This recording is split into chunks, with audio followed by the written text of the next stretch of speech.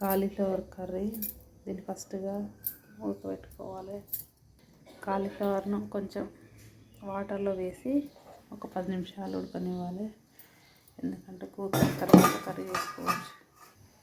Cauliflower వాటర్లో వేసి ఉడికించాలి. తర్వాత కర్రీ చేసుకోవాలి. కాలీఫ్లవర్ ఉడకబెట్టుకున్నాం కదా, స్టవ్ బంద్ చేసుకోవాలి. కాలీఫ్లవర్ మంచిగా ఉడికింది. దీని వాటర్ని తీసేసుకోవాలి. వాటర్ వంపేసేసుకోవాలి. ఇప్పుడు కర్రీ రెడీ చేసుకోవాలి. కర్రీ కొరకు బాండి పెట్టుకొని స్టవ్ ఆన్ చేసుకోవాలి. ఆయిల్ వేసుకొని కొంచెం ఆయిల్ కర్రీ కొరకు కొంచెం వేడయ్యాక కొంచెం పోపు గింజలు, కొంచెం అల్లం వెల్లుల్లి పేస్ట్, ఆనియన్, పసుపు, పసుపు, ఎండుమిర్చి కలుపుకొని మిక్సీ వేసి కొంచెం వేగాక ఆనియన్స్ వేగాయి కదా, ఇప్పుడు కాలీఫ్లవర్ ఉడకబెట్టిన కాలీఫ్లవర్ తీసుకోవాలి. ఉడకబెట్టిన కాలీఫ్లవర్ తీసుకుని ఇలా కలుపుకోవాలి. ఇది రెండుసార్లు ఉడకనివ్వాలి.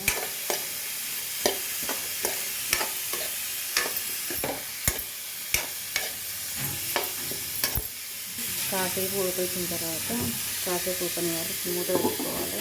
కొద్దిసేపు ఉడికిన తర్వాత కర్రీ కొంచెం ఉడికింది. ఇందులో కారం పొడి, ఉప్పు, పల్లీల పొడి, ధనియాల పొడి వేసుకోవాలి. కారం ఒక స్పూన్, కొంచెం ఉప్పు తగినంత కలుపుకోవాలి. కారం ఉప్పు వేసాం కదా, కొంచెంసేపు మళ్ళీ వేసుకోవాలి. కొన్ని వాటర్ వేసి మరి కాసేపు ఉడకనివ్వాలి. కొన్ని వాటర్ వేసాం కదా, కొద్దిసేపు మళ్ళీ ఒక 5 నిమిషాలు ఉడకనివ్వాలి. ఆ తర్వాత పల్లి పొడి, కొబ్బరి పొడి, ధనియాల పొడి వేసుకుంటే curry ready. Spicy curry ready. కాలీఫ్లవర్తో ఎన్నో రకాలు చేసుకోవచ్చు. ఫస్ట్ సింపుల్ ఈజీ కర్రీ చూపిస్తాను. నెక్స్ట్ టైం మంచూరియా, ఇంకా మిర్చీస్, కాలీఫ్లవర్ మిర్చీలు, ఇంకా చాలా రకాలుగా ఉన్నాయి కదా, ఒక్కొక్కసారి ఒక్కొక్క ఐటెం చూపిస్తాను. ఇప్పుడు మూత పెట్టుకోవాలి. ఒక 5 నిమిషాలు ఉడకనిచ్చి పొళ్ళు వేసుకోవాలి. కాలీఫ్లవర్ ఉడికింది కదా, ఇప్పుడు ఇందులో పల్లీల పొళ్ళు వేసుకోవాలి.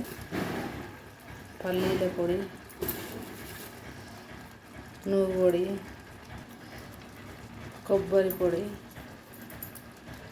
ధనియాల పొడి కలుపుకోవాలి. ఒక 2 మినిట్స్ ఉంచి కొత్తిమీర వేసుకుంటే simple easy cauliflower curry ready. మూత తీసాము. కర్రీ ఉడికింది. ఫైనల్లీ కొత్తిమీర వేసుకుంటే curry ready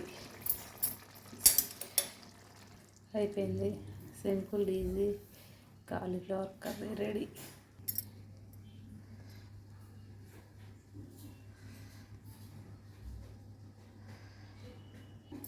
thank you for watching. Morning స్నాక్స్కి ఈ మురుకులు, అప్పలు, చిప్స్ తింటున్నారు మా పిల్లలు అందరు ఈరోజు మార్నింగ్ స్నాక్స్కి.